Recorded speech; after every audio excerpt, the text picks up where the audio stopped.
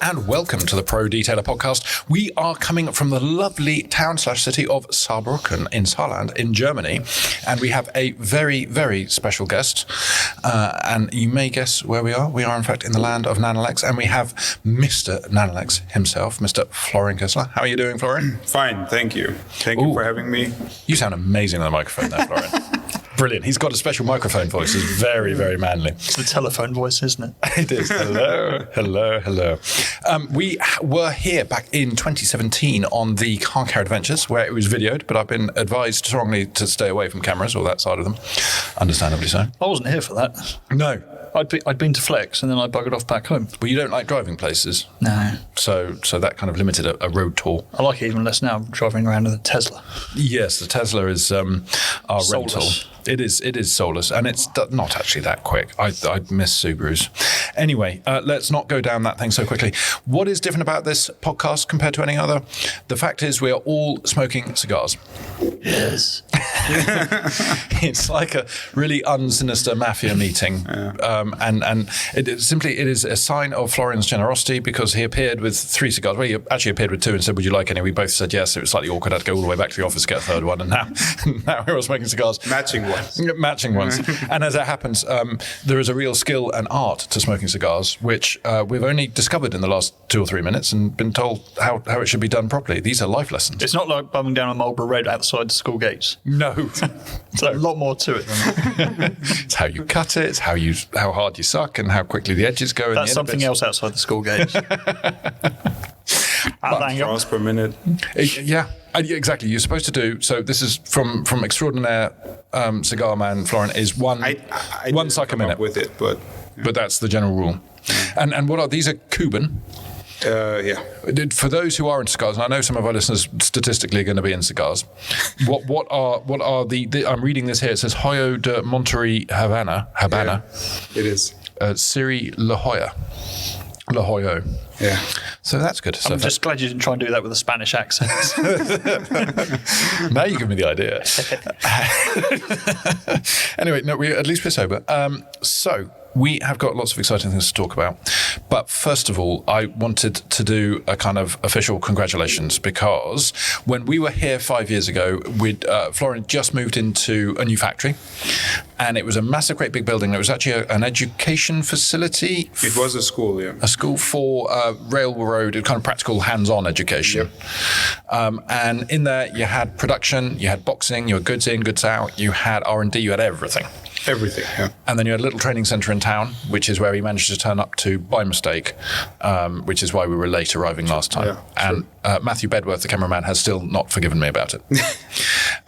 So he's still It's a 10-minute drive, so okay. I know, but not when you don't know where you're going. And in 5 years, you haven't got any better at navigating, to be fair, even with a massive Tesla screen in front of you. I need to be able to see the lichen growth on the tree to work out which way is north, and then I'm better at navigating, but it keeps changing.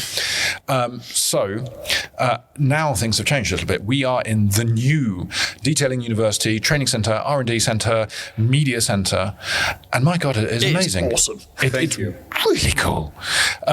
And actually what it is, the school element looks down over what used to be a rail yard, massive, great big site, which has since been modernised. You imagine a big factory, lots of angled roofs and stuff like that going down, and they kind of cut it into slices, and then each slice is kind of an industrial unit, a big industrial unit. I'm guessing this is, 2,000 square metres?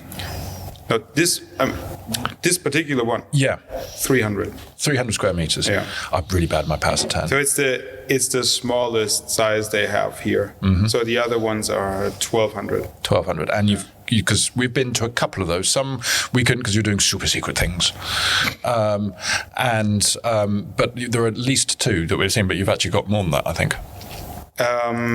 We have 4. 4. Yeah. You give me a look that says there's 4, but there's actually 5. It's very secret. 4 plus the original new site at the top of the hill.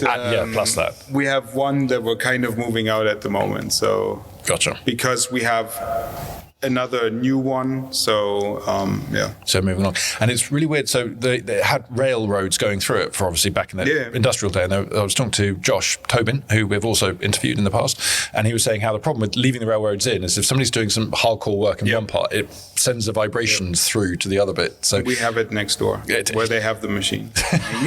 And there's some sort of fish market next door. I was getting whiffs of sort of cod and no, they actually grow sea fish in modified shipping containers. Oh, so fish farming. Yeah, it's fish farming, but you can buy the container and do your own fish farming with sea fish. Is getting the combine harvester in there afterwards. Is that for commercial fishing, or is that just for people with really weird hobbies? I think it's more for commercial fishing, but I think the idea was actually to offer this to restaurants and places. Sustainability. Yeah, places that are relatively far away from the actual sea. Yeah. So they can have fresh fish because you could technically just take it out of there and start cooking. So that was the idea. Well, it makes sense because how long? I mean, because trucks obviously are limited on the autobahns. You can't do 155 miles on a truck. So it's going to take a minimum of 6 hours to get to anywhere sea-like, and that's probably going to be the Mediterranean. And that's going to be Mediterranean. To Netherlands. North. Oh, to the north. Okay, so that's proper sea. Yeah. Not Mediterranean, big salty pond sort of thing. No. Yeah. But still, I mean, they flooded this unit 3 times. So get any fish as well? No. just to stink. Oh. So the first 2 times, I was kind of easy about it, I guess. Nobody died. Third time, I told them it can't happen again, and since then we're not really. Next time it's going to be a vat of fallout remover flowing into their unit. See how they like it. I mean, they handle the chemicals a bit differently than we do. Yeah, it's not going to help the smell though if you put fallout remover into all the fish tanks. No. That's going to be. But anyway, the site is super cool. And just to describe it, there will be photos in issue 17. So what you need to do is subscribe and buy issue 17 to see the photos. But I will describe it to you lightweight. We have scaffold style trellises going Aluminium truss. Exactly. What's the difference between a trellis and a truss? You spell them completely differently. Okay. And they've got stretched fabric with the purple Nanolex logo and the kind of the lotus leaf style going all the way through the roof. Loads of LED lighting. It's almost as if, and it's not just white lighting, it's not just detailing lighting. We've got multicolored lighting. It's like it's a party atmosphere. It is. It feels like there's a child's disco could happen at any moment. We do like an annual child's disco staff get together party in summer, and then we have like the. How do you call it in English? Like the decks? No, for the kids, the bouncy castles. Jumping castles and things like this. You say for the kids. I'm sure Josh goes on it as well. I mean, at some point, because there's alcohol, there's a lot of stuff happening that probably shouldn't.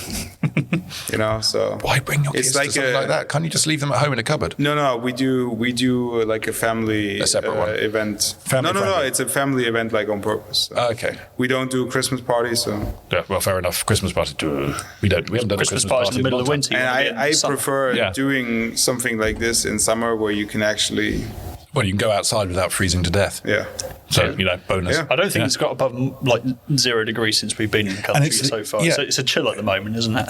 It's the humidity as well. It feels cold. Yeah, it is. It is. It is cold. I've been in Norway in -10 with much lower humidity. Yeah, and you can walk around in humidity is. Yeah, I know. It's tragic. But actually the weather is pretty nice at the moment. I mean, as long as there's like sunshine like now, I mean, we could instantly see demand going through the roof this week. Well, you were saying that as soon as the sun comes out, you start getting orders coming through. Yeah, it's an interesting one. We don't sadly benefit from the same phenomenon. I mean, when the weather gets shitty, people will read PVD because they have to stay inside. You see, I think they should. I think they should, whether they do. It's mostly based on toilet habits, I think. Yeah. You need the magazines by the toilets. Yeah. That's what it is. Yeah, we ought to encourage curry. But you mentioned, the orders going through the roof. That's why you've had to expand so rapidly. Is that's mostly from the private side? Both. I mean, lately the brand has become I guess, in higher demand again, partially, I guess, because of Automechanica last year. No, but in general, we specialized in a very specific niche. I mean, obviously, everyone, or a lot of companies offer, like private label or white label or whatever you want to call it, contract manufacturing, etc. But we look at it from a different angle. We are much more custom. Yeah, we do only full custom. So it's bespoke. You're not just pouring Nanolex kit into other bottles. Yeah. So you basically. You don't even need to ask, like, can you do this product in a different bottle? We won't. You have to tell us exactly what you want, and then we make your product. And then we also don't sell it to anyone else, and we wouldn't use it for the brand either. So that is a difference, because there are a lot of companies out there that just put their own stuff into other bottles. And actually, we have been on the benefit, because your right-hand man or left-hand man, I don't know quite how you view him, Andreas, is a bit of a chemistry genius. Despite I think his doctorate is in neuro genetics, isn't it? Yeah, something very again clever stuff. But you never polish a car with a neurogeneticist. You'd have heard him on the last season of the podcast. Yes, you should have. Which was Automechanica. Oh, it was. Circle there. We are indeed. Well, there are two things I want to point out. One is that we've been developing a product today with him, and it's a product unlike any other. We've actually invented a niche in detailing. We've just got to prove that it works, and we don't want to go into too much detail, but in case it doesn't. But put it this way. We'll edit this bit out if it doesn't, it's fine. I wanted to be called Unclog, and I wanted to have a picture of a Dutchman removing a clog from his foot. And I said no. Why not? Oh, okay, well, that's a shame. Yeah, because anyway, never mind. Yes, I've got buttons here. They make funny noises. Yes. Okay. I say funny noises. They make noises. It's the first time, so. Yeah, we're breaking his flower. That's not the phrase, but you know what I mean. It's really weird. Next to me, there is a mannequin, and it's all garbed up in Nanolex branded clothing. Just seems to like it. Yeah, but just out the corner of my eye, it looks like. Sometimes, it's scary, especially when you come here at night. I can see in the morning the person unlocks the door and finds you flat on the ground, knocked out with a mannequin with a missing head. You just need to put some googly eyes on him or something, make him a bit more friendly. With a voice box activated by motion. Yeah, no, that'd be cool. But what was interesting there is you said that from Automechanica show, demand has gone up, which is interesting, because what we're talking about at the moment, or what we want to talk about today in this half, is social influencers. Yeah. And the impact they're having on the society, and also the economy kind of them, and whether they actually make any damn sense at all. And you see, Automechanica is a long-term show, and it's one established, well-trodden path of getting, and other automotive shows also apply in a BBC way, of getting your brand out there and meeting the right people. And Automechanica, in this case, is very much B2B, so it's where you meet your distributors, your resellers, and so one conversation can end up with hundreds of thousands, if not £1 million worth of business moving forward, as opposed to, say, other car shows where you might talk to somebody called Derek, he might talk to you for 25 minutes, and then he might ask, could I have a freebie? You never know, but in principle, Yeah. However, social influencers are now charging really quite big, scary money. We're talking 12 grand plus for a video and a couple of Instagram stories. And Florian, we're not paying it. you know those guys though. You've worked with these guys in the past, not at that rate. Yeah. And you're talking about what's your opinion? How do you think they sit? You have quite a few of them, and then there's different approaches, and I think some of them I can only speak of what I personally how I personally look at it. Yeah. It's like some of them I actually watch because I think it's entertaining and informative. Yeah. So we were watching the video earlier of the Scottish guy making a sandwich out of a pie, some ketchup, some cheese, and then deep frying it. It is interesting too. It's entertainment, that is. It is, yeah. I don't know how long he'll last. It's actually like, it changed a lot over the years too.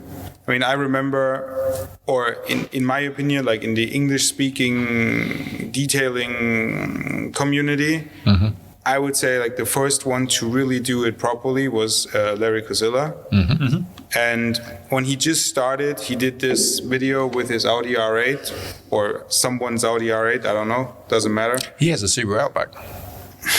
I'm telling you. I think his wife drives it. Yeah, well, so, same difference, one and the same.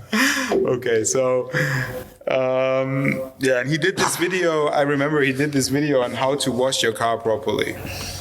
And I don't know how many times I send out the link of this video to people that I spoke to, because I thought, okay, just watch it and just leave me alone, because this will tell you like pretty much what I would want to say at this point. So, but that's the same thing that a lot of seasoned detailers, like the likes of Mike Phillips, do. Yeah.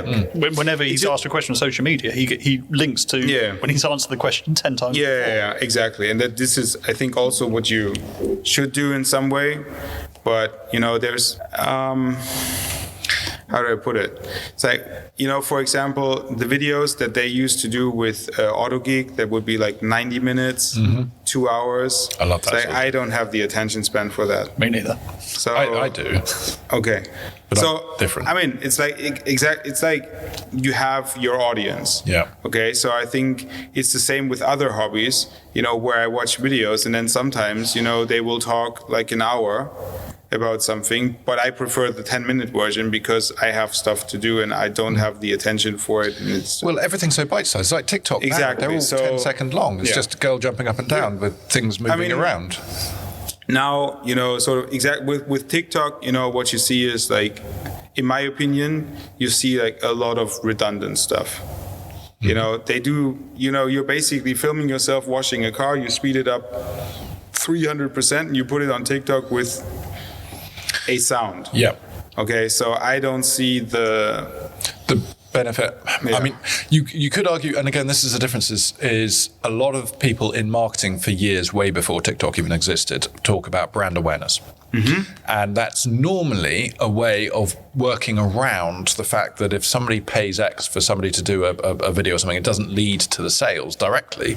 They say, no, but it's brand awareness because people have been watching on TikTok. And when there was a girl jumping up and down with things moving up and down as well, about a second behind, she was holding a bottle of, Nanolex Pure Shampoo or something, that's going to be in their head. It will always work. That will always work. Assuming you're not staring at something else. No, which obviously we wouldn't. Some things else. But that would make it too easy, right? Yeah. Yes, but you wouldn't necessarily lead to lots of sales, but at least you would be in people's minds. Yeah. You'd be associated with bouncing things. You could put it in your marketing mix, yeah. If that's the image you want to transport. Yeah. So sexy. You don't necessarily want that image.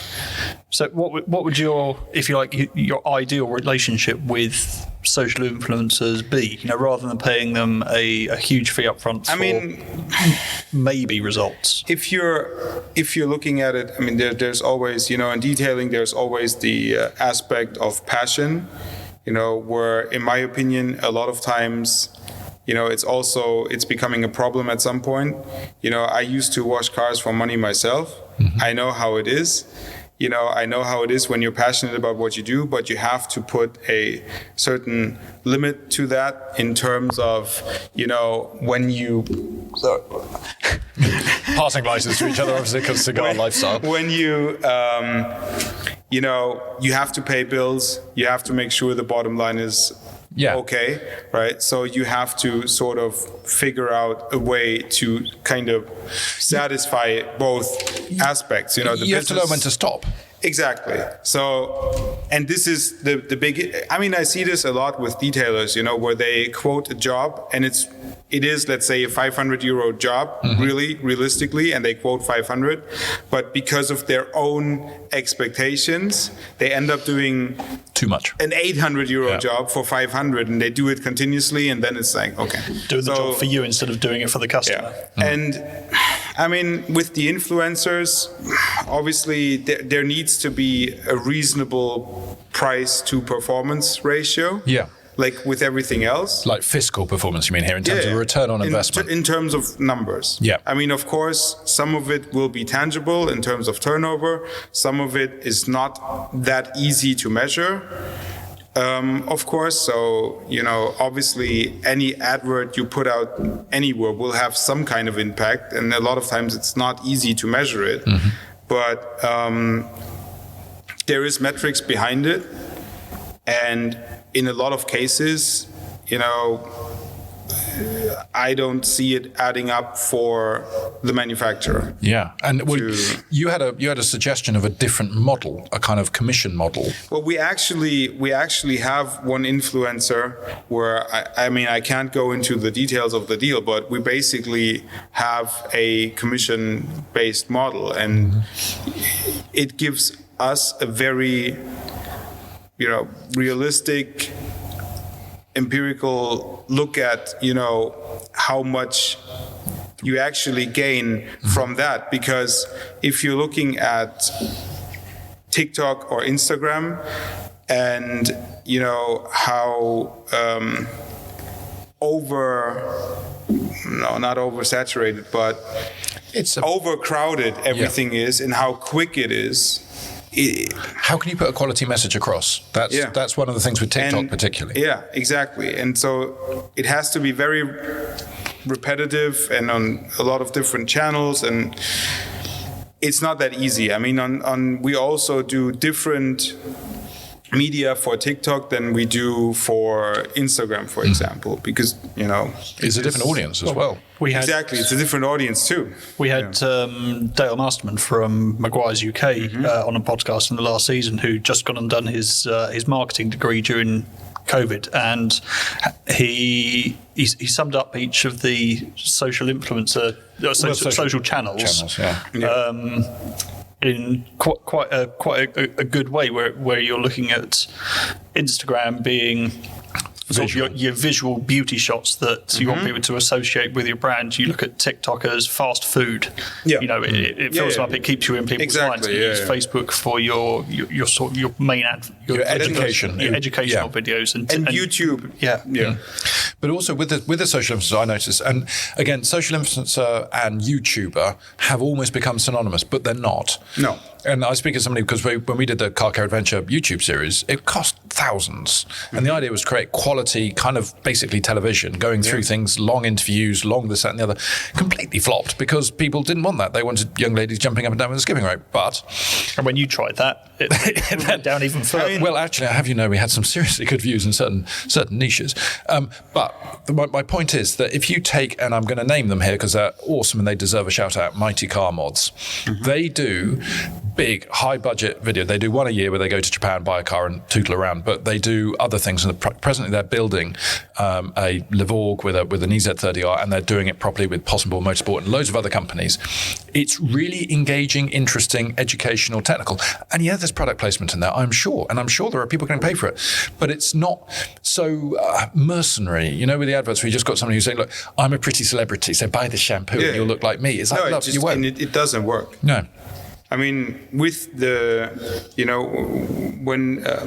also, with the influencer that we work with, Gag Collector mostly, we did a lineup for him, because when we work with someone, for me, it's like, it has to be a fact that he likes doing what we do. Yeah, he's got to be genuine. Right? So, exactly. Yeah. There needs to be a personal interest. There needs to be a certain degree of passion. And there is a lot of hopping with some social influence. Yeah, exactly. And it's like they're shifting all the time, and it's basically you pay, you get exposure, but no one's really taking it seriously. I mean, I don't take it seriously. There's and also for the people who are passionate and genuine and stuff like that, it annoyingly it puts people in the same category as that. So people say, well, that social influencer will say, no, Nanolex is the best shampoo in the world, and then the following day he'll be going, no, I found one even better because he's being paid more.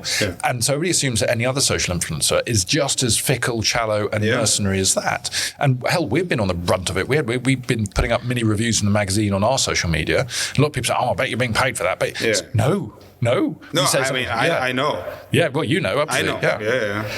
And this is a challenge where it becomes a destructive force overall. So it's almost like you need a kind of the green tick you get on Twitter to prove that you really are Donald Trump or whoever you claim to be. I don't have that one. No. I've got floppy enough hair. But if we had the same thing on a kind of, like accredited or something that just kind of says that, look, you can believe what this guy's telling you, whereas others can't. But it's impossible to manage. I know I don't want to do that. I mean, at the end of the day, it's like you still have to make up your mind and try it yourself. And I mean, I wouldn't want to let any of them, like, I don't take it.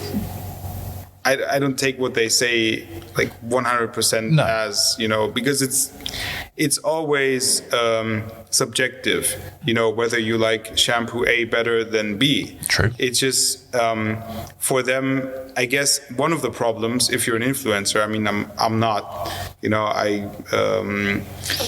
it's just when you remain like objective in the world we live in, and you're not shouting like any crazy, exactly. If you're not making a lot of noise, people take notice. If there's no, you have to have the headlines. You have to have drama.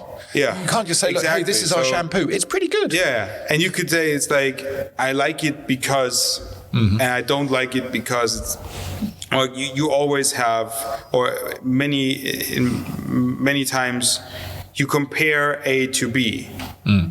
And when I look at those comparisons, a lot of times I'm thinking, okay, this is wrong to start with because A and B are not in the same category, in my opinion. And then you're just talking about something that's irrelevant. You're comparing apples with oranges. Yeah, exactly. And hell, we've been accused of that. And we sometimes intentionally do it because it's quite fun. Because we compared a one step with a heavy cut, for example, and actually found the one step had more cut. Yeah. But at least we're comparing compounds with compounds. Yeah. It's not like here's a shampoo and here's a tractor.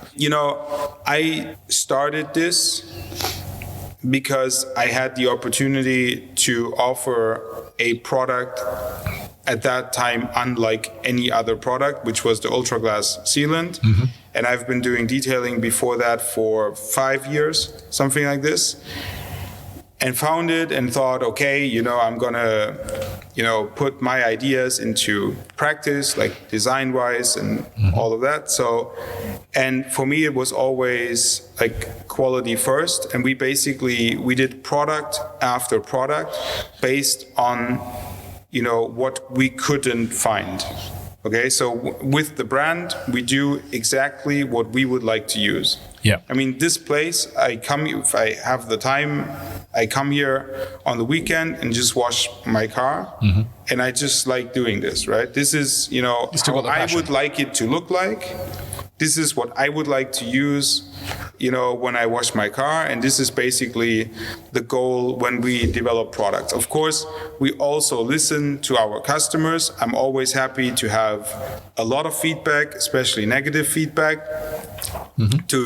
Because that's the only way to improve. So we're in this bubble. This is almost like you're inside your mindscape. This is we're inside Florian's dreams here. But it's the kind of place that you'd want to bring your car, isn't it? If you were going to take your car to a detail, this is what you would want. You expect if you're leaving your £400,000 car. This is what I do. Do they give you a good price? Yeah. If you were dropping off your £500 supercar and you turned up to a unit and it was dusty in the corners. Of course, and, brooms hanging all over the place. It's different. You cannot expect someone, to take their pride and joy, whatever it is, to a place that isn't equal in look, feel, image to what they expect from the ecosystem around their car. Yeah. You just don't trust it. If I came here in a Subaru, I'd be very happy leaving with you, and I'd just leave Jeff, the security guard, and that would be it. Yeah. But in some of the detailing places I've been to, I wouldn't drive my Subaru. For God's sake. So, and normally you can you should fit into that ecosystem. Then you can also ask the prices that are, befitting. Exactly. Yeah. For what you're looking at, because it fits, and that completely correlates with. I remember talking to Chris McDonald about this, and when he started up his sort of network of Reap Centres, he was talking about the customer experience. He said, "Look, when you go and buy a new Porsche, of course, you go and sit on snakeskin. You get a pretty girl come and give you coffee. You get ushered in. They call you sir, not oi, you get out, but sir. And you then go and spend an awful lot of money on your VW, sorry, your Porsche. Yeah. And then but the problem is, if you then go to a detailing bay, which is Fat Jeff with his arse hanging out, it's not the same experience. And what Chris was able to do was say, look, here's the snakeskin, here's the artisan coffee, and he even had an Xbox in the waiting room. It's bizarre, but it worked. Yeah, and it's because he's putting into practice what he personally likes. Yeah, right? no, so I'm doing the same because who do you know better than yourself? Yeah. I'm basically making products for people like me, for people like us. Well, that's a fair point. I don't want to say me because there's a lot of people involved. So there's, it's a big team. Andy obviously involved, and Josh is, and a lot of customers too. I mean, everyone who's coming here, we're showing prototypes, we're asking for opinions, things like this. So of course, I mean, I like to involve everyone. So that's part of, my. But everyone here they're not exactly the same as you, but they're similar.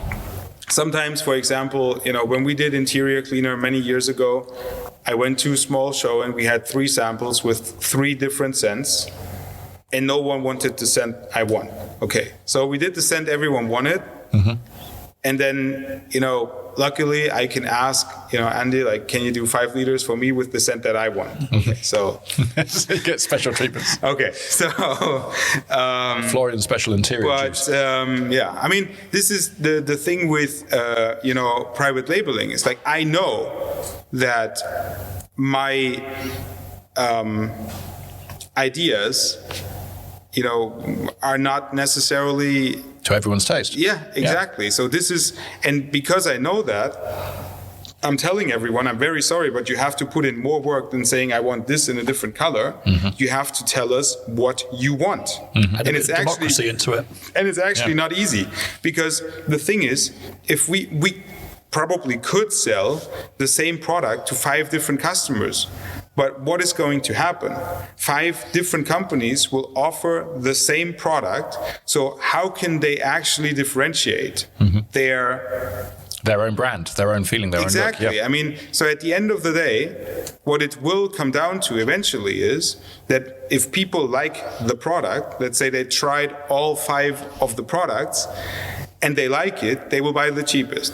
Yeah. Okay, it's a difference in the battle. What's going to happen? The 5 customers of ours are going to start fighting each other, and there's absolutely no point. And in the end, we will suffer too. Yeah, and actually, the genius in creating car detailing products, some of it is going to be the chemistry, obviously, but also you've got to have the idea. I mean, we could have an idea for making a piece of hardware. Yeah, but we can't do it ourselves. Yeah, that's the originality of it. That's the value of it. Exactly. A lot of times. Of course, I mean, for us, the starting point is the chemical, because we expect a certain performance, and then we put it in our packaging. So, but of course, your uniqueness could be the packaging, the way, I don't know, you put the product on the car, It could be for an environment. It could be a shampoo that works in -10, for example. Exactly. So it could be something very specific, and then this is what we want to do. And you facilitate that, but it's somebody else's inspiration that fuels it. Exactly. This is why we have this place here. After Automechanica, obviously there was a lot of people I started, catching up with regarding private label. Sounds sinister. Started catching up with you. Owed me money. No, I mean, I send them a follow-up. I mean, a lot of them, instantly send me an email even while we were still there, or we wrote it down and it's like, okay, we're going to do this, and that. And then, you come here, I mean, ideally, we would know beforehand what the idea is. Andy would make a prototype.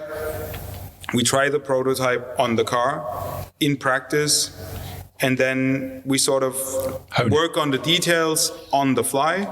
And then when you leave, you basically have your product, your range, whatever. I mean, and this is a big thing, is that a lot of people don't necessarily know exactly what they want until they know what they don't want. And I had this in web design. You build somebody, they describe what they want, you build them something, they say, no, I don't like it. And it's only when you say, right, what don't you like about it, they can fiddle. And it is this on-the-fly development. In the product we did today, for example, there wasn't enough foam, the right foam that we wanted. So Andy just tweaked some things and then had it. And then, foam game was strong, and this is a strength that you have to be a kind of a chemist and have all the facility and the experience to be able to offer that. Yeah. Particularly as we developed a potentially, I don't want to be bold, but I think this could be an absolute game-changing chemical in the space of 2 hours.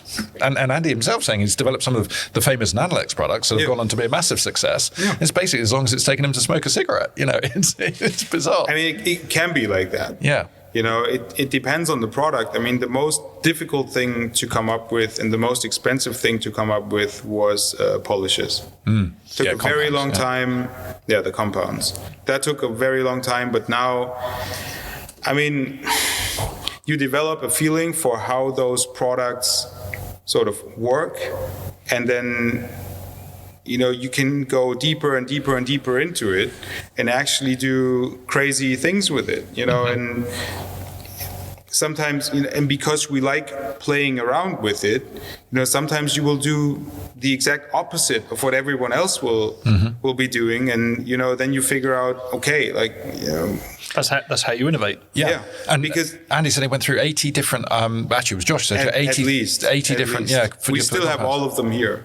Yeah. And no, they're on top of here. Oh, okay, that's cool. We still have we have lots of them. So. But with there, it's all very well if you've got one car here and we're about 20 degrees in here and you squirt it on, it works. Boom. Yeah. But no, of course, you have to. No, you have to.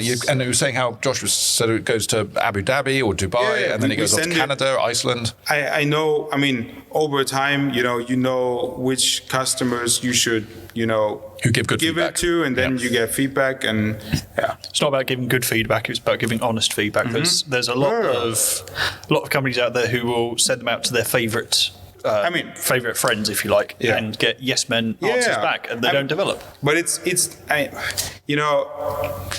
don't get me wrong, but there's nothing I benefit from. Well, we always assume that when we're finished with a product, that it is the best product possible, right? So I assume good feedback.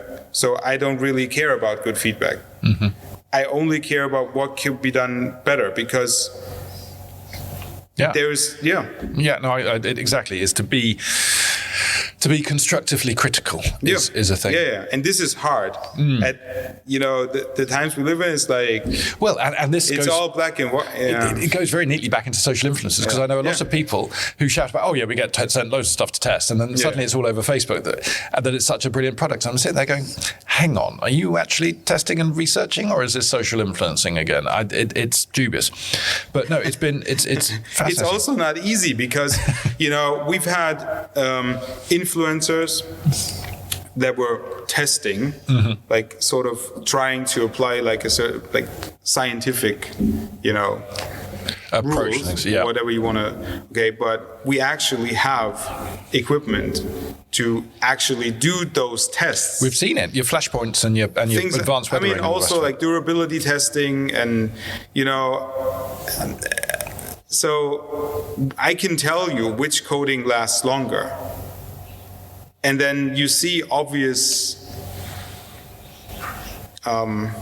misinformation.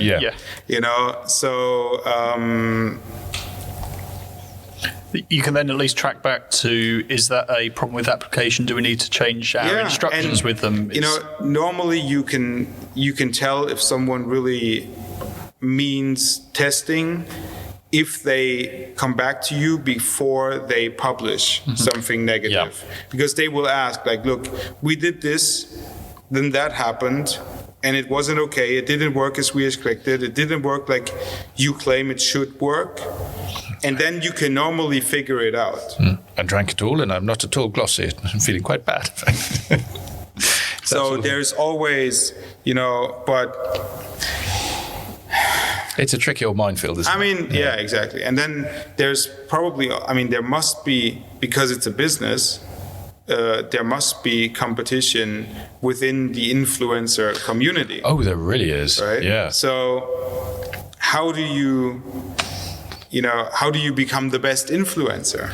Well, this is my point about Mighty Car Mods. You create content actually because you're passionate about it. You're not wedded to one particular person. But then the difficulty is, where do you get the revenue stream from? Because if somebody's paying you and you say bad things about their products, I can guarantee you it's going to struggle. And we have it just in the reviews we do. When we test a product and it's from somebody who's supported us in the past, if it's bad, we will go to them and ask them about it. Because the first thing we want to make sure is we aren't doing it wrong. It's like, it's basically what I would ask for. So it's interesting, how it all works out. But what I would say is it's a constantly changing situation, and I think the message to a lot of listeners is to qualify a little bit on what you hear and what you watch. You might have a hero. Still try it yourself. Well, personal experience, but if it's possible. Well, this is the thing: is that there might be 2,000 shampoos out there, easy. So you can't buy them all and try them all. So you're going to be navigated and nudged in one direction or the other. As an indicator, but don't take it as a given as gospel. Fact. Yeah, absolutely. So. Well, we are going to take a little pauseroo, and when we get back, we've got some other topics that'd be great to talk about. So we will see you in a flash. Automechanica 2023, widely known as the most important trade show for the UK automotive industry, with over 500 leading exhibitors taking part. It's on at the NEC in Birmingham between the 6th and 8th of June, and brand new for 2023, we have a dedicated detailing area as well as the Detailing Live Hub. Industry educators UK Detailing Academy are hosting practical demonstrations, manufacturer showcases, and answering all of your detailing-related questions. So visit the Automechanica Birmingham website today to book your free ticket. And we're back. We are in Saarbrücken still, and we are with the lovely Florian of Nanolex fame, and we are still smoking cigars. And we've had the last 10-minute explanation of how they should be smoked and the different types from Dominican Republic, Honduras, and Havana. I feel like I could talk in a knobby way about them with very little information. I mean, as in, I've learnt enough to kind of keep my head up, so to speak. And you're already experienced in talking in a knobby way. The rest is experience. It's like with detailing. It is. It's not an experience I can afford to maintain, though, it has to be said. In the UK, it is. It is quite, extortionate. Yeah. But anyway, I want to talk about various things in this second half. And the first thing is coating trends, because you brought out something called Ceramide.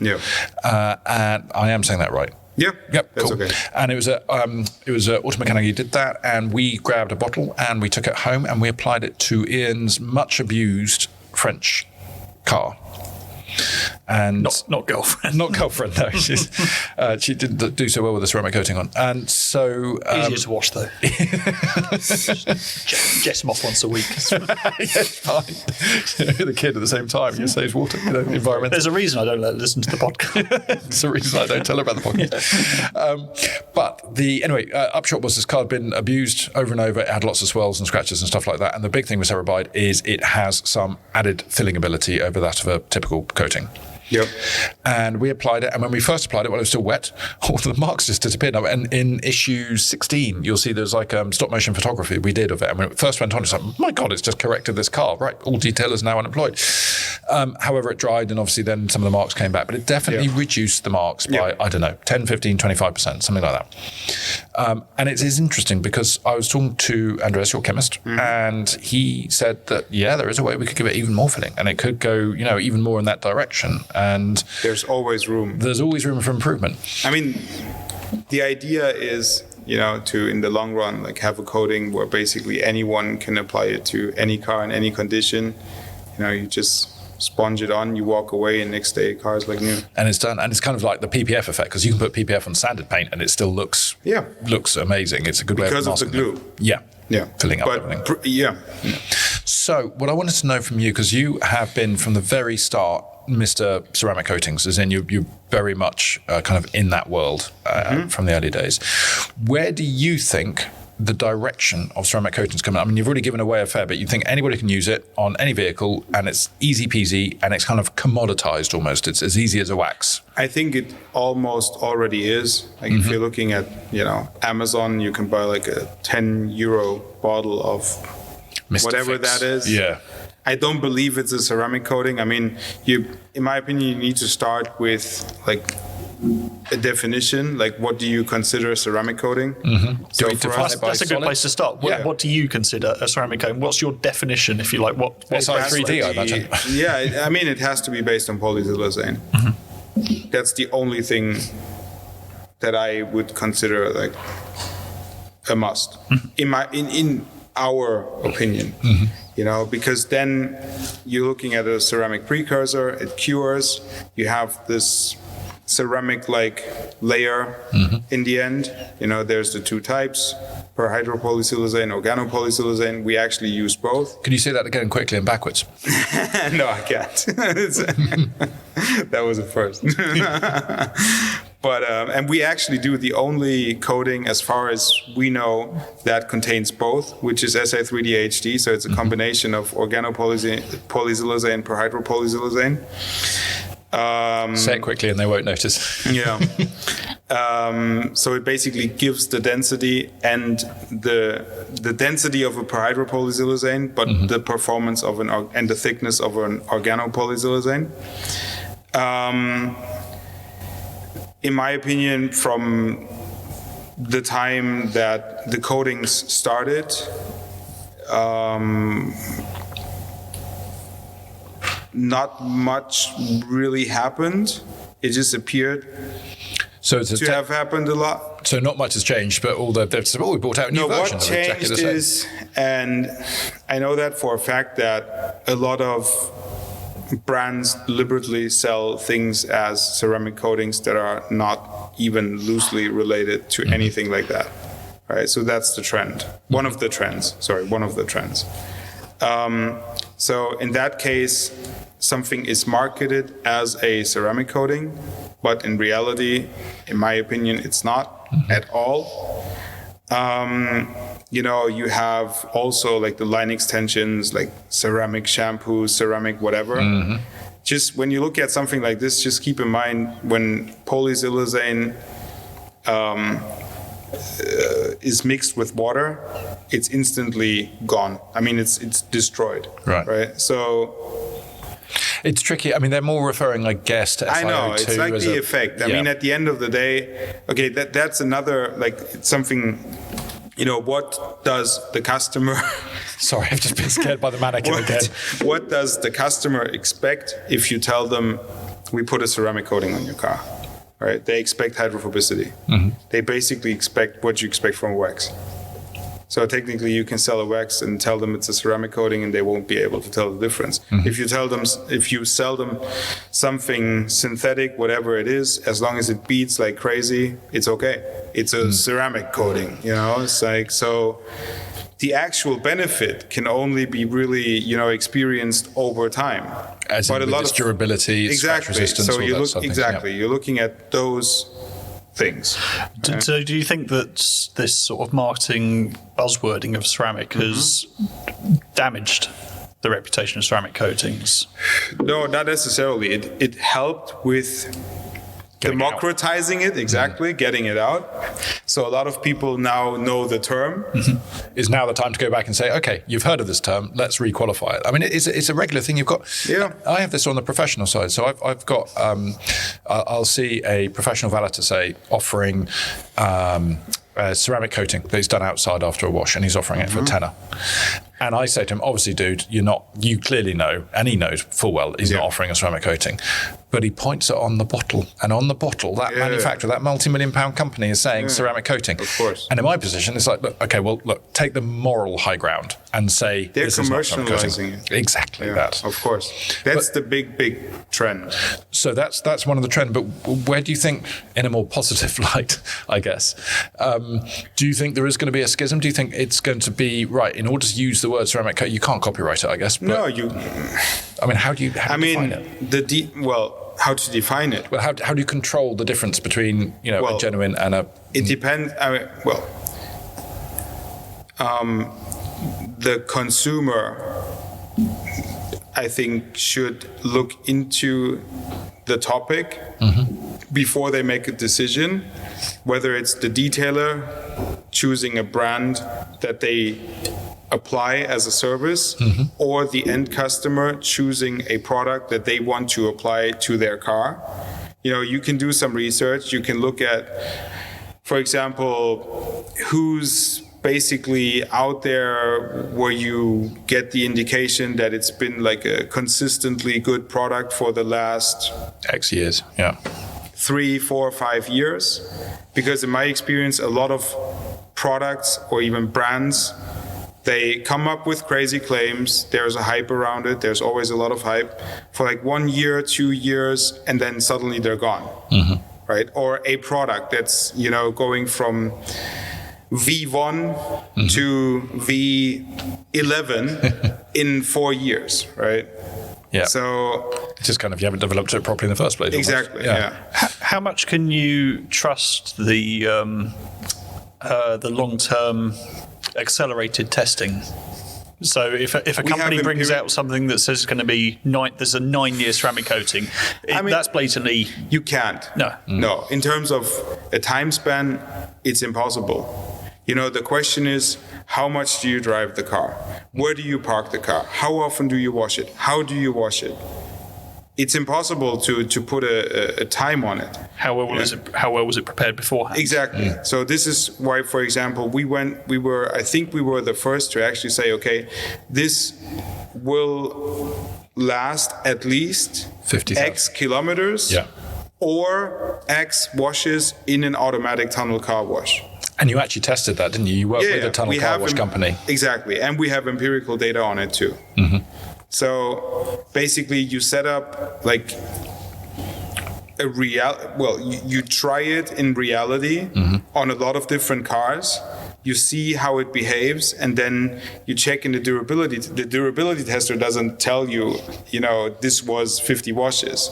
It'll tell you this is the sequence, it lasted, and then you have to draw the conclusion where you say, okay, it lasted 50 washes, it lasted 20,000 cycles, so 20,000 cycles is the equivalent of 50 washes, right? So this is the empirical approach that we had, and it's sort of, we've been doing this for 15 years now, so we have a lot of.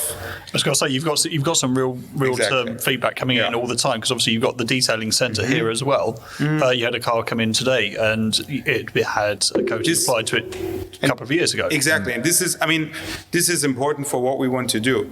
We want to be vertically integrated all the way.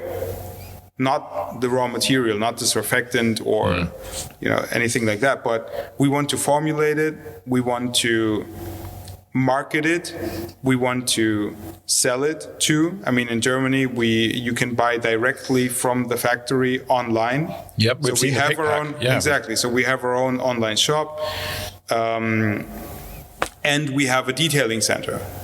So that gives us, we have 3-dimensional approach. Yeah, exactly. You can look at it from many different angles. And if a customer says, okay, this doesn't work, we can check it instantly. And we can prevent a lot of issues because we can test prototypes for as long as we want in a real condition. And you can educate the customer. Yeah. If the customer's doing it wrong, you'll see something come through. Yeah. And you can bring them in here and show them how to do it. Yeah, of course. So it's kind of like the farm to plate restaurants where they can see the entire journey of everything, and they know when something's right. We've always offered, like, no matter who it is, if you bought any of our products, you have a problem, you can call, you can come here, we will do it with you, we will show it to you, whether it's a bottle of shampoo or you're a country distributor, it doesn't matter. If you bought a bottle on eBay, Amazon 3 years ago. Yeah, exactly. No matter who you bought it from, you can come here and it's no problem. We'll show it. So, because it's like, That's the thing. And that is in a way, that's a defining factor of Nanolex. There are some ceramic companies who have got a training center or have got a detailing bay. There are ones who do, different levels of preparation. Some will do just the bottling. Some will do, the formulation as well. Yeah. So it's a nice defining factor. One other thing that I happen to know you are kind of investing heavily in at the moment is a kind of a green, clean range, an environmentally friendly range. Now, how did you describe it before I go on and put words in your mouth? It's basically, it will be like pictogram free, based on renewable resources. The range will be 6-7 products to start with, that we've showed it, well, we basically already showed it last year after Automechanica, but we keep using it, keep sending out samples for people to try to get feedback. So it's kind of in the beta test stage. Yeah, we need to give it names, a design. It'll probably be a sub-brand with like a... Well, as I explained with the declog product that we developed in part one, I'm very good at names and available at a very decent rate. Yeah. Good. Just to explain that pictogram free thing, that's the CLP labeling on the side of the product that says there are X hazards or X irritants. I mean, you have to, like you asked, you have to make you have to come up with your own definition of what you consider green, right? So we're not using solvents really when it comes to the cleaners. The surfactants are different. The perfume oils are different. So more biodegradable. Biodegradable, exactly. And sustainably sourced. You're not cutting down unicorns or trees. Exactly. Like a lot of it, I mean, a lot of the surfactants are based on renewable resources. So, because this is quite a big thing in Germany, especially because you have a lot of environmental regulation that prevents people doing washing at home because they can't control the effluent. Yeah, because that's also washing off everything that's you take. For example, it's because we already do a couple of those products for a customer who's selling it for bicycles. Okay. Right, and he's able to advertise it as like, oh, you can wash your bicycle on the grass and nothing will happen. But so if you use the same product as a shampoo on your car, it's completely illegal.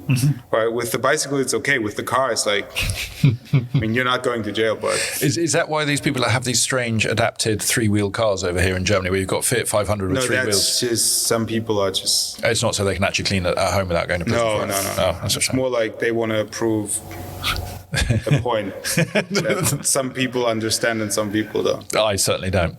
But and it's interesting. It kind of a conscious thing. So I back many years ago when running a brand brought out something called the Green Clean range, and I was selling it at shows and stuff like that. And the number of people who were not interested in it in the least, they said, "Oh, it's going to be weak. It's going to be sissy. It's not going to do the job. We want the killer solvent one that's going to give me lung disease, but it's going to clean my car." You basically did the equivalent of the Audi Q2. A2. You never guess what I drive. Audi A2. Indeed. Well, you've sold it now, haven't you? No, it didn't actually sell. There's an Audi A2 for sale in Swindon. Yeah, 1.4 TDI, lovely. Yeah, basically 10, 15 years ahead of its time. It was, and now they're the only ones around. All the A classes have rusted away. But you can see, I can see the demand, or there's a big shift in demand from north to south. With the exception of maybe Spain. In Spain, everything is ecological, but let's... Ignore that. It's only on the label. I've been there. I tried a couple of detailers. Like I was there on vacation, and I always want to have a clean car. So I went to a couple of places, and it's not green. But anyways, so no, the demand is mostly coming from like Northern Europe, and then it sort of trickles down. So in Germany, I would say it's there, but it's not as strong as in Scandinavia. To be honest, no, yeah, exactly. In Scandinavia, it's the color of the snow. You can tell the difference as well. But here, no one really cares too much yet. I mean, of course, you always have like your early adopters and people that want, the latest stuff. So it's going to be catering to a younger generation. Exactly, and to a more eco-conscious generation too, so there's definitely demand. We saw it as a very interesting thing to do. I mean, you mentioned Andy actually has a bit of a different background, so he always put a lot of focus on making products that are as little toxic, harmful, whatever as possible. More responsible. From the start. So we've been doing this from the start. So you've always been low VOC. Yeah. And for example, also with the coatings, I mean, as far as I know, we have the only coating that is not dangerous goods. You know, with actually 2 now. It's SA3D Max and Terabyte. You can just ship it by air, no problem. I was about to say, shipping to America becomes easier. Yeah, no problem. You can just, so it's not dangerous goods, and this is sort of the way we want to go. And I mean, it's not easy, but it's possible. Yeah. It's not easy being green, as Kermit once said. Yeah. So I see that this is going to be the next big trend. So, yeah. It's definitely appealing to that young generation who have now grown up with under 1 litre cars as their first cars. And they've shunned cars as well. They're not driving as much. They're sitting around on bicycles and stuff. Yeah, it's to just a point, tricky. I guess, yeah. Yeah, how do we sell car products to them when they don't have cars, or they're all rental cars? If it's rental cars, you still have to clean them. It's true. Maybe there's a shift in who's actually cleaning the cars and how you're cleaning the cars, but you still need to clean them. So whether it's electric or hybrid or they still get whatever, dirty when it comes to it. That's a good thing. Indeed. So, and we also, we knew exactly that if we were to offer a green kind of product, it has to be at the same price of a traditional product, and it has to have at least the same performance as a traditional product. Otherwise, you will fail. Yeah. Yeah, So- I 100% agree with that. And we actually managed to do a couple of green products that outperform the products that we have at the moment. So that's always the goal that we have. I mean, we want to have it's always quality first. And I mean, we personally want to have the best product. I'm not getting up in the morning to do the second best product. It's much harder to sell the second best product. It's like the shampoo. It's also much harder, but it's like a personal approach. I mean, I would claim that all of us here that are involved in that process, we want to make the best product. And there is a demand for it. We ran a poll last year, which we included in one of the articles, asking people if they could find a greener version of a product they are already using that performs the same for, I think it was varying levels of price difference. We put that as a qualification. Yeah. Would you be willing to pay the same for a greener product? Would you be willing to pay more for a greener product? And it was something like 75% were willing to pay at least sort of 10-15% more. Yeah. A bit more. And I bet you, we didn't take ages and stuff like that and demographics, but I bet you it was the younger people who said, I'd pay an extra £1 on a product to make sure I'm not killing, the lesser spotted chimpanzee or something. Yeah. And it needs to be green, but still mean. Hey. Maybe you'd call it the mean green range. Yeah, that could work. Greener, meaner, stronger. No, it's leaner? Greener, meaner, leaner? No. I have a couple of claims figured out already. So. Okay, well, if you need any help, as you know, absolute naming guru, as you tell my car, which is called Uncrashable 3.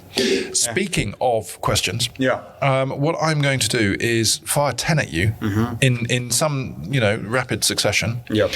When my phone agrees to accept who I am and my fingerprint and stuff like that, which it does now.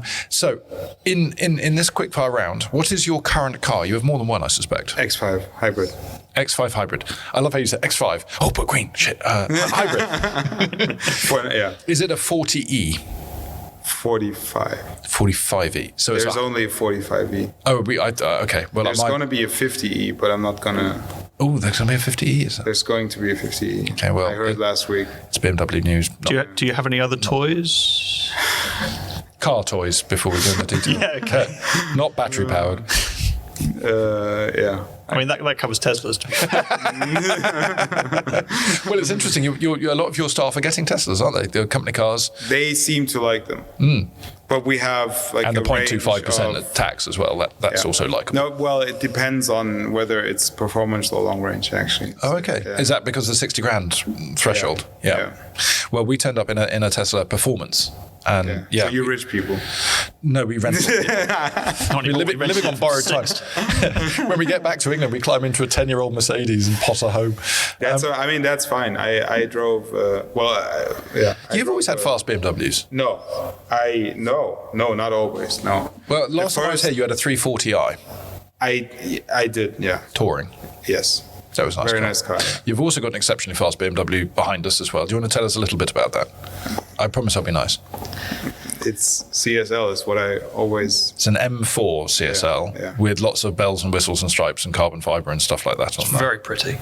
Very pretty car. What is what's your dream car? Money, no object. I mean, bear in mind you've got £200,000 worth of car sitting there, but it always was an M3 CSL. Okay, so you've reached. That was the goal. Goals achieved.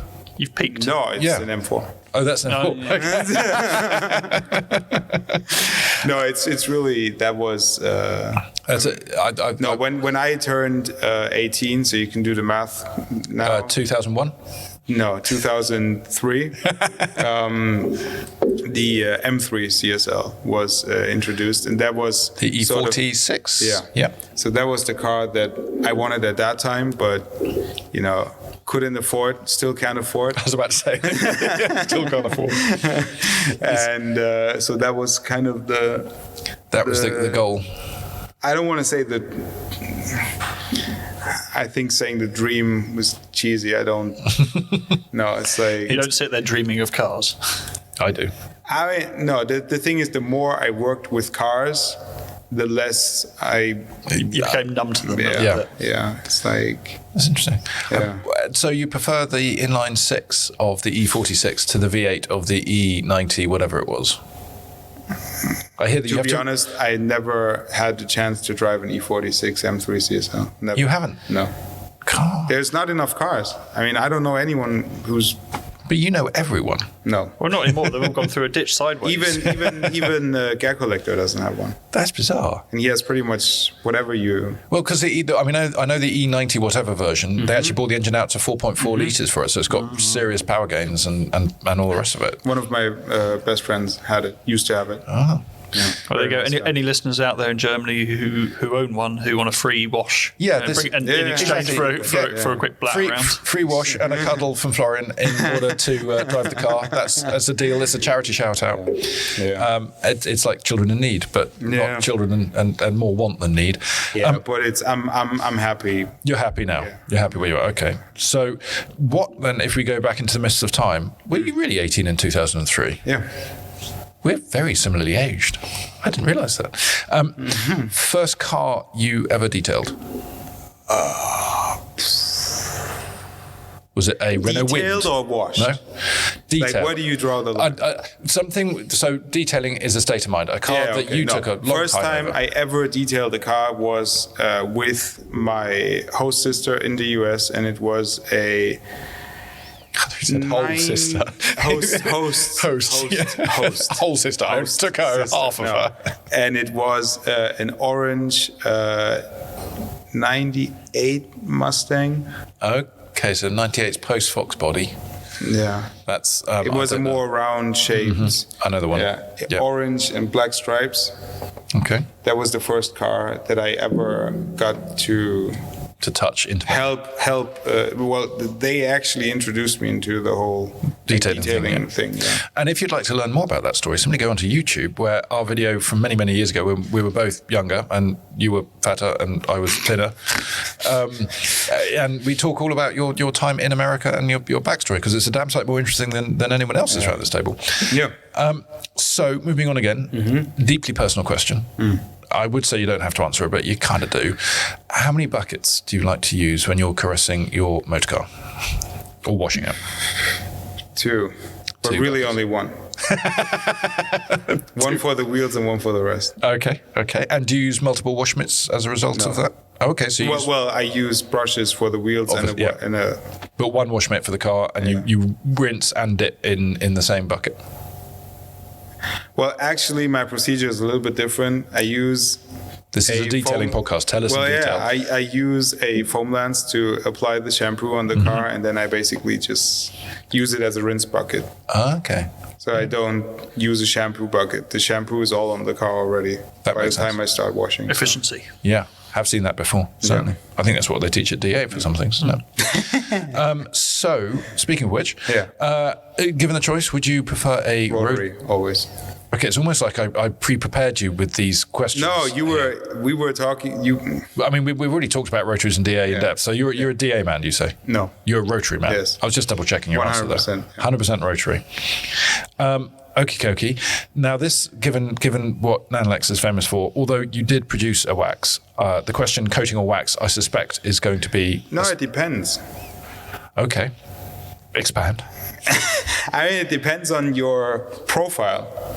You know, if you like to fiddle around, you know, detailing the car like every couple of weeks, you just apply wax every time. Mm-hmm. I mean, okay, what I would always do is I would always apply a base coat. This is what happens, you know, when I have a new car. There's always base coat on the car, and then you can put whatever you like on top. So for readers who aren't familiar with base coat, tell them what base coat is. Well, base coat is basically pure perhydropolysilicone coating, which gives you the hardness, so the scratch resistancy, and also it has a very, very high durability. And everything you apply on top of it will last longer than it would last on paint. So you have the most... you have a perfect foundation. You have a very good protection, and then the rest is up to what you like. But crucially, it doesn't have as much the hydrophobicity. That's in the second layer. That's in the top coat. So it's just the foundations. Yeah. So sorry for the pause. I was puffing hard. Okay. Again, I'm asking a German whether he prefers Ferrari or Porsche. So that's a brilliant. Why?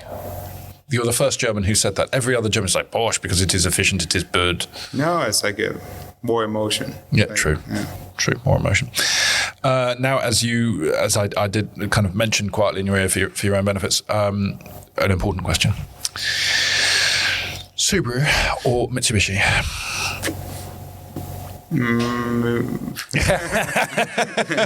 No, Subaru actually. Why? Because like from all the like rally stuff that I saw as a younger person, it was always Subaru that was like dominating the... Colin McRae and Out Flat Out, Richard Burns, all sorts of legends. So that's sort of, you know, the blue and yellow, and it was, the 555. Yeah. No, I'm absolutely with you on that. Perfectly good reason. Well answered. I think Tim Bomford had one of those. He had several. So shout out Tim Bomford, Envy, down in Gosport. He had I believe he even had a 22B, which is sort of the top end 2.2 litre, two-door lightweight supercar. Yeah. Which instantly ProDrive bought out a modern version of it for an awful lot of money. And okay, hint taken. Flex or Rupes? Flex. Why? In my opinion, more progressive when it comes to technology. Okay. More reliable too. Okay. That's and opinions can be expressed freely. It's just an opinion. I'm not stating it as a fact. And everybody's entitled to that. I really like it. Cool. Final question. Festool. Festool. I have some they're not far from here either, are they? I have no idea, but I have Wrap 150. I've had two exactly. I had that one and the small, like actually sanding machine, like the 125, where you can switch from free spinning to forced rotation.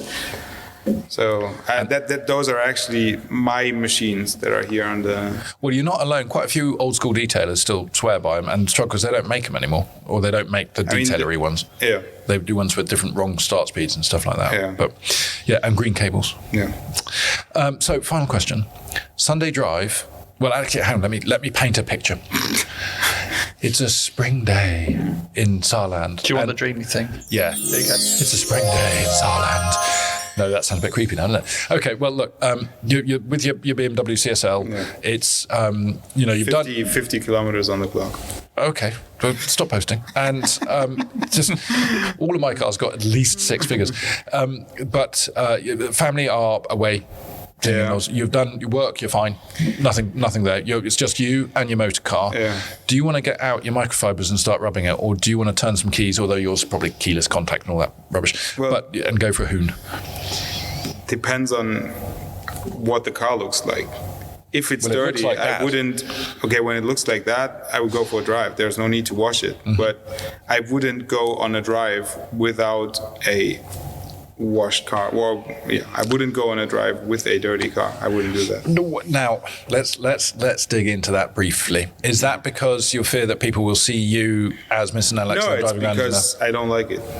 You just can't. I don't like it. Okay, it just gives you a bit of an itch, bit of a twitch. Yeah. Plus the performance gains. They spent so long shaving weight off that thing. You know, if you go out there with some mud on your mud flaps, you've undone 3 hours of an engineer's work. Mud flaps. Well, no mud flaps. Not even floor mats. Didn't you specify floor mats? I mean, I've got floor mats on a car that cost 1,500 quid new. Not possible. I know a guy that can make floor mats. Yeah, I could have. I've got some old carpet actually. They removed the. I've got some self tappers. You can attach them to. Seriously, I've got a battery drill in the car and some self tappers. I could knock. I thought about the same thing. Yeah, easy peasy, and it helped with drain holes as well. I imagine you would do very nasty things to me if I put screw holes in the bottom of your brand new BMW. He's smiling in a way that says yes. But anyway, on that slightly sinister note, let us roll it up. But all I would like to say is thank you very much for showing us around your amazing facility. Thank you very much for coming over. It was easy. Yeah. Oh, well, every 5 years. And also congratulations on the expansion and growth. Thank you. I mean, I go to a lot of places. I mean, we both see a lot of places from the inside, and it's really nice to see things expanding and going from strength to strength. Thank you. We're trying very hard. Yeah, no, I can tell. That's good. And so I think on that note, it is goodbye from me. And goodbye from me. Goodbye from me too.